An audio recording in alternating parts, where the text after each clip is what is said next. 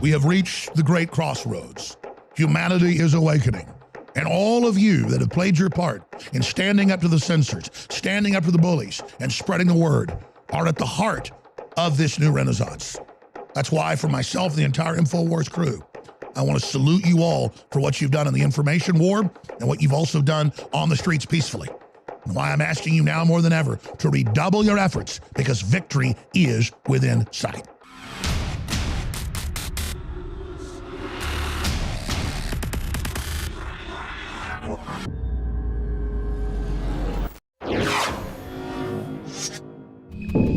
Now, as we look at the Obamacare bill that's being put in by the Senate, and it's likely that this is not going to go through, there was an interesting article today, 5 backroom deals inside the latest Senate health care bill. I'll tell you why this thing is so corrupt. First of all, there's the Buy Off Lisa Murkowski Again Fund. They call it the Stability Fund. They say they're going to dedicate 1% to each state where the cost of insurance premiums are at least 75% higher than the national average. So there's this little carve out here that applies only to Alaska. $1.32 billion in stability funds that is going to be automatically directed to Alaska to get Lisa Murkowski to sign on to it. Then there's another one for Alaska, the Alaskan Pipeline Bill.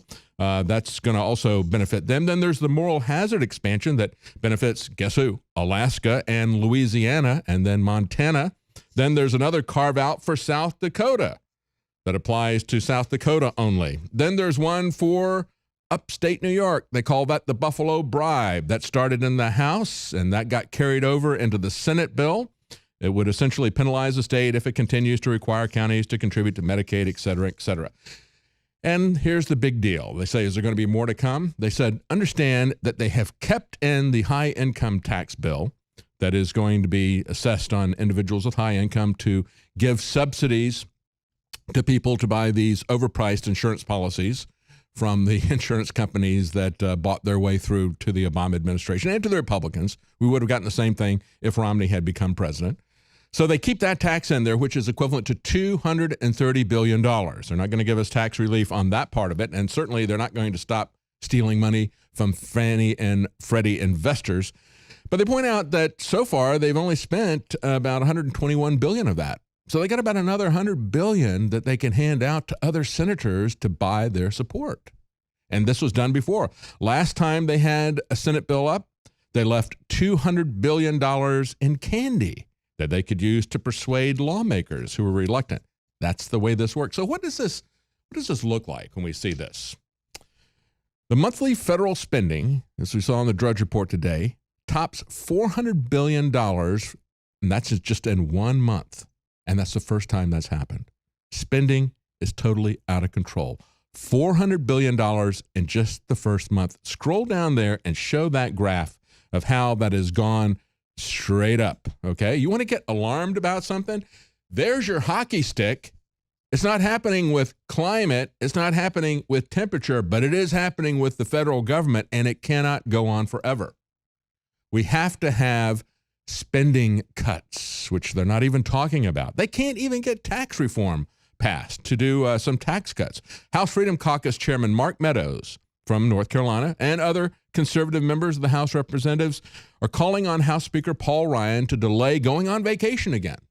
Say, let's stay here and get something done. We've got to get tax reform done, he points out. He says, we've got to move it up sooner. If we wait until September, we will not get tax reform, guys. If we're waiting until September, you guys have been around. If we wait until September, that means we get legislative text maybe in October.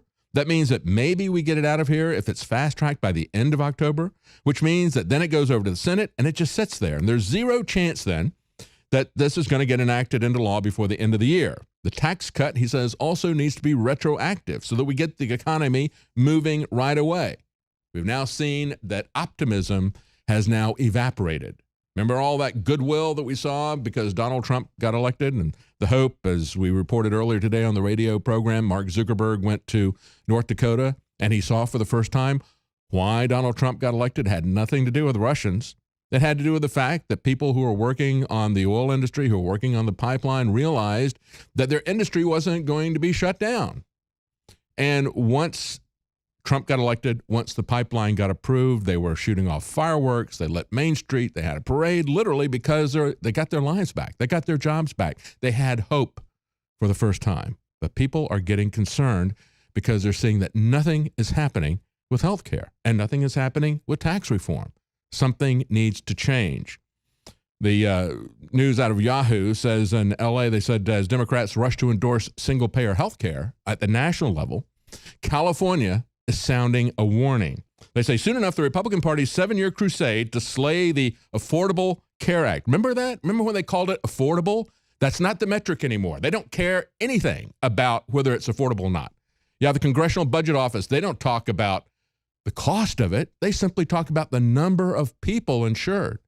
So it's all about universal coverage. That's why they're going to the single payer. They wanted to destroy our health care. We told you this from the very beginning. We told you this was something to benefit the insurance companies. It was massive corporate welfare for the insurance companies.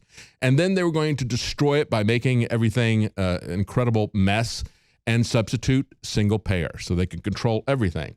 They say this controversial bill is going to make it or not make it, probably will not make it. And once it doesn't make it, they say, then the ball is in the Democrats' court as to how they're going to respond. An increasing number of Democrats, elected officials nationally, are coalescing around single-payer insurance. And they say that they now have 53% of Americans want single-payer. That's up from 40% in 1998 to the year 2000. Of course, remember that this is a poll being done by the Kaiser Family Foundation. It is self-serving for the insurance business. We see these kind of push polls all the time. We saw them throughout the election. So let's not get too worried about that. We have some education to do, but I don't think that those poll numbers are accurate. Nevertheless, we have Elizabeth Warren saying the Democrats need to run and make that a central part of their platform in 2018. Bernie Sanders says as soon as the Obamacare replacement crashes and fails with the Republicans, he's going to introduce a single-payer system. And he said where we should be going is to join the rest of the industrialized world and guarantee health care to all people as a right. That is not, first of all, what the rest of the industrialized world is doing. And you can't do that. You can't say that they have a right to be provided free health care. We have a right to be left alone. But this is nothing other than socialism. And if he wants to talk about the industrialized world, no, it's a socialized world. And we should take a look at Venezuela. That's where they ran out of other people's money first, was in Venezuela. It'll happen in the rest of the industrialized world because the rest of the industrialized world is not industrialized anymore. Meanwhile, in California, even the Californians are saying, wait a minute, if we do this, this doesn't really address serious issues like financing. It doesn't do anything for the affordability or healthcare delivery. It doesn't control cost. Even Jerry Brown, Governor Brown in California said, where do we get the extra money? You take a problem and you say, I'm going to solve it by something that's an even bigger problem. That makes no sense. You're not just kicking the can down the road. You're kicking a snowball over the hill and you're creating an avalanche. And you're going to run out of other people's money. So what's the solution? The Washington Post got it right. They said Trump says he wants victories, but he isn't selling the GOP agenda to the voters. That's precisely what needs to happen. I've said that many times. When he has these massive rallies, he could energize and lead his followers to demand change from the Republicans. They're the ones who are blocking it. Stay with us. We'll be right back.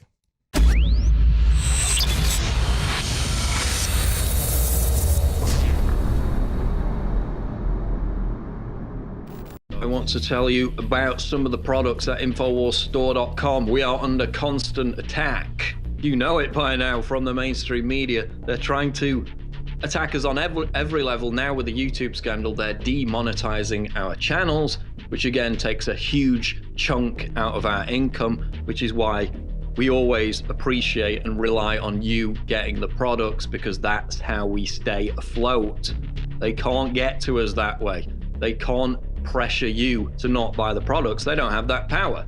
And that's why you're the key to this entire operation. We have Super Blue Fluoride Free Toothpaste, bubblegum flavor, just arrived at InfoWarsStore.com. This is by listener request. Bubblegum flavored Super Blue toothpaste now available at InfoWarsStore.com in limited supply. Again, if you're not using fluoride free toothpaste by now, you're absolutely insane. Harvard studies, it reduces IQ, it causes bone cancer. It's not great, let's just put it that way. And I've been using it for about, 15 years now?